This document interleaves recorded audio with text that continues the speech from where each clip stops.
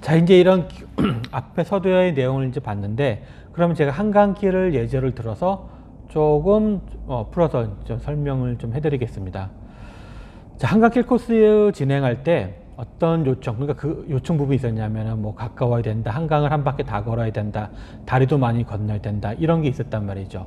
그래서 그걸 갖다가 그걸 받으면서 어떻게 전 나름의 이제 기획을 짠 게 중요한 게 어떤 거였었냐면은 한강 다리 부분에 건널 수 있는 데와 못 건널 부분을 명확히 나눴어요. 그리고 시작과 종료 지점은 꼭 지하철역 근방에서 한다. 그 다음에 좀 벗어나는데, 한강에서 좀 더 멀리 벗어나는 데는 한강을 걷는다는 의미와 조금 벌어질 수가 있으니까 그런 데는 제외하고, 가능하면 한강 주변에서 뭐 얼마 떨어지지 않은 곳에서 이야기거리, 볼거리를 찾아서 얘기를 해준다. 이런 정도로 정했습니다. 그래서 딱 그렇게 하고 동선을 짜보니까 대략 12개 코스가 나왔고요. 그걸 좀 더 나눌 수도 있었지만 좀 더 걷기 적합한 코스로 하니까 12개 정도로 나왔습니다.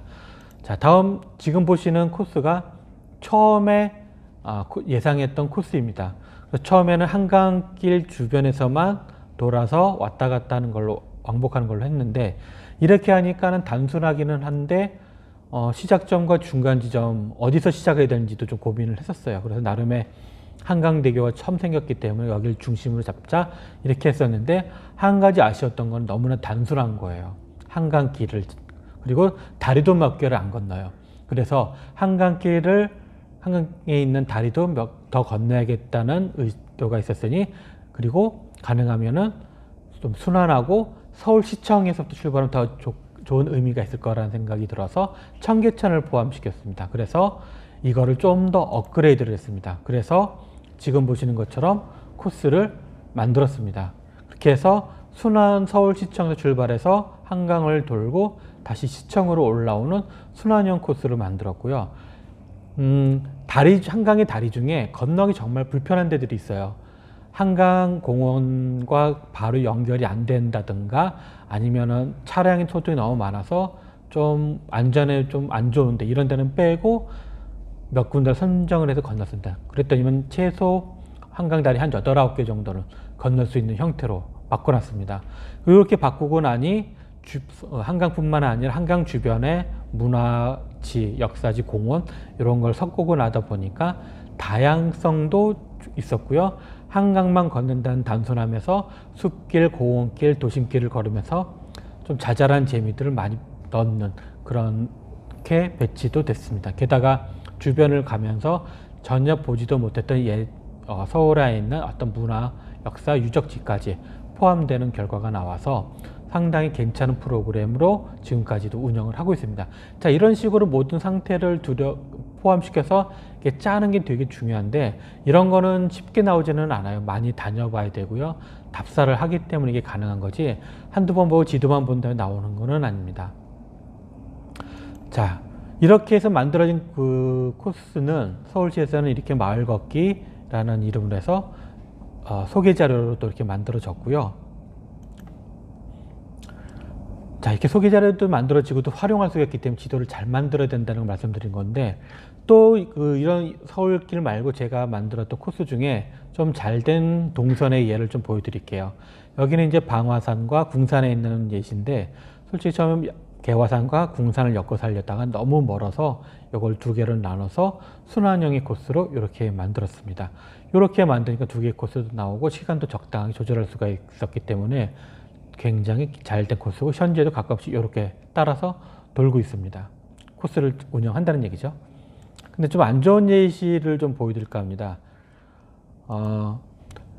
안 좋은 예시 같은 경우는 이렇게 지금 보시는 것처럼 이건 방화동, 그러니까 도봉구에 있는 그 코스인데, 이렇게 중구난방으로 퍼져 있죠. 나뭇잎에 인맥이 뻗치는 것처럼 이렇게 퍼져 있습니다. 이렇게 할 경우에는 되게 불편해져요. 들랑달랑거리고 왔던 길 또 와야 되고 다시 올라가야 되고, 그러다 보니까 사람들도 뭔가 이렇게 왔다 갔다 한다는 느낌을 받으니까 별로 재미없어 합니다. 그래서 이런 길도 가능하면은 한 번에 엮어서 갈 수 있도록 코스를 정리를 해야 될 필요가 있거든요.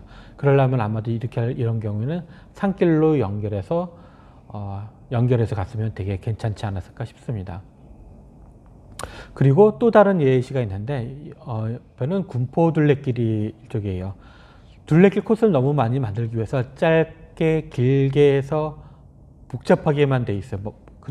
이렇게 됐을 경우에 문제점이 뭐냐면은 이정표 같은 걸 세울 때 표시 체계를 잘못하게 되면 길이 상당히 헷갈립니다. 그렇기 때문에 단순하게 할 필요가 있거든요. 자, 여러분이 아시는 둘레길이나 이런 코스 중에 다들 잘 되는 둘레길 다 심플해요. 갈림길도 별로 없고요. 갈림길이 있다 하더라도 표시책을 잘 해놓습니다. 이렇기 때문에 헤매지 않고 잘 찾아갈 수가 있는데 지금 이렇게 하면 사람들이 거의 다 헤맬 확률이 아주 높습니다. 자, 이제 다시 좀 잘 된 케이스 또 제가 한 게 아닌 서울시 만든 것 중에 잘 된 걸 좀 보여드릴게요. 어떤 게 있냐면은 북촌 한옥마을 서울시 종로구에서는 그 북촌이나 골목길 투어 이런 코스들을 만드는데 거기에 보시면 경복궁 주제로도 많이 만들어서 코스를 운영하기도 하지만은 제가 보여드린 거는 이제 창덕궁 주변의 북촌마을이에요. 북촌마을 코스를 갖다가 어떻게 잡아놨느냐? 상당히 부드럽고 한부도 그러죠. 이렇게 저렇게 골목을 다니면서 쭉 이어갔죠. 그래서 안국역에서 시작해서 안국역이 끝나도록 한 바퀴 삥 돌도록 해놨습니다. 이렇게 해놨기 때문에 북촌에 있는 곳을 들여다보기 충분하도록 고려가 된 상태입니다. 그렇기 때문에 이런 식으로 잡는 게 더 좋다. 아니면 일방으로 가든가. 근데 골목 들어왔다 나왔다 하는 식으로 하는 거는 그닥 좋은 방법은 아니다. 그렇기 때문에 이렇게 정해진 프로그램을 따라가는 게 더 재미가 있을 수 있다라는 것을 말씀드리려고 합니다. 자, 이제 다른 걸 예제를 좀 지나서 이제 콘텐츠를 이렇게 구성을 했어요. 그러면은 콘텐츠를 등록을 해서 사용을 해야 되잖아요. 예를 들어서 어떤 간단한 자료를 만들어서 내가 아는 사람들한테 얘기를 해서 사람들을 모아서 진행할 수도 있을 것이고, 아니면 내가 이 프로그램 너무 좋아. 그래서 어떤 특정 이런 프로그램들을 운영하는 사이트들한테다가 의뢰를 해서 거기다 프로그램을 올려서 진행을 해야 되는데, 그러면은 거기에 맞는 필요한 문구들이 있습니다. 근데 거의 대부분이 거의 동일하거든요. 그래서 그런 것들을 미리 알고 준비해 놓으면은 상당히 쓸모가 있겠죠. 자, 그런 것들 하나씩 살펴보면은 먼저 제목 부분이 있어요. 제목은 프로그램을 잘 표현할 수 있는 문구 및 장소 표기가 되어 있는 게 제일 좋고요.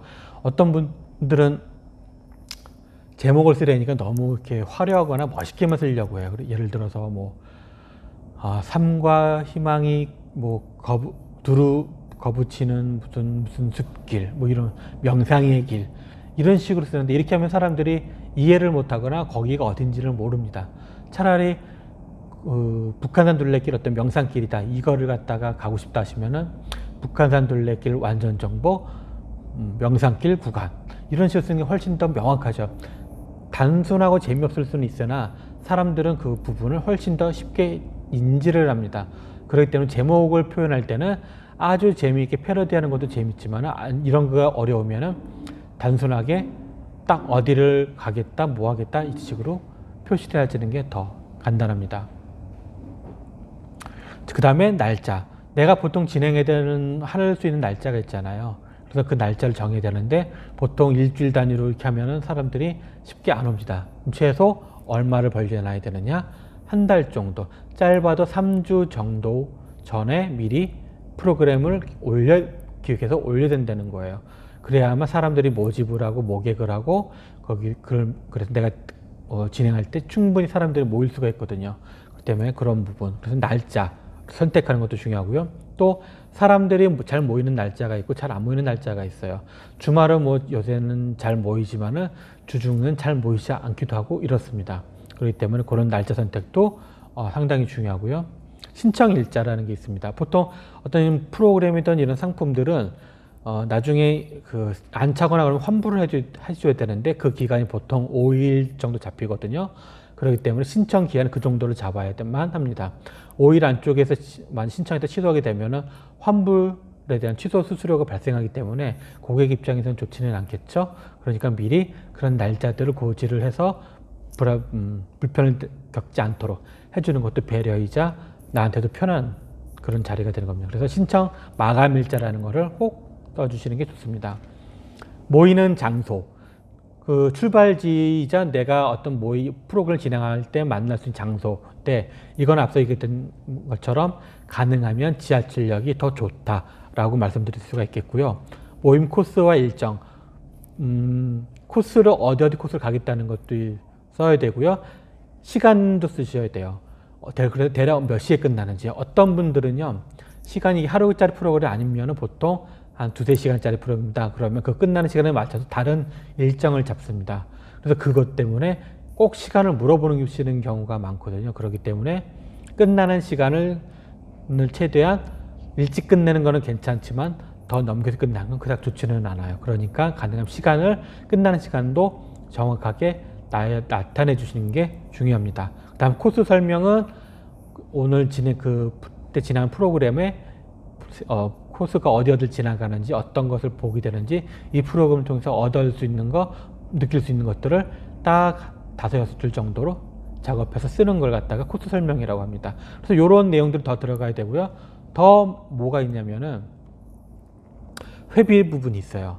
뭐 동호회에서는 이런 거 할 때는 보통 이제 회비 없이 무료로 진행하는 경우가 많지만은, 여러분들이 노력한 만큼 이거를 그냥 무료로 한다, 무료 봉사를 하는 거는 좀 안타깝지 않나요? 아깝지 않나요? 그럴 경우 보통 유료로 돈을 받고 진행하는 경우가 많은데, 그럴 경우에는 회비라는 부분을 표기를 하셔야 됩니다. 그래서 회비도 산정할 때는 뭐 내 인건비뿐만 아니라 수수료니 뭐 이런 부분들을 많이 고려를 해야 되지만은, 그래서 꼭 내가 이걸 진행할 때 필요한 돈이 어디까지 들어가는지를 꼭 따져보셔야 됩니다. 그렇기 때문에 회비 대충 남들이 뭐 10,000원 하니까 나도 10,000원 한다, 이거보다는 내가 들어가는 소요되는 경비가 얼마만큼인지를 따져보시고 정하시는 게 더 명확할 겁니다. 그 다음에 연락처.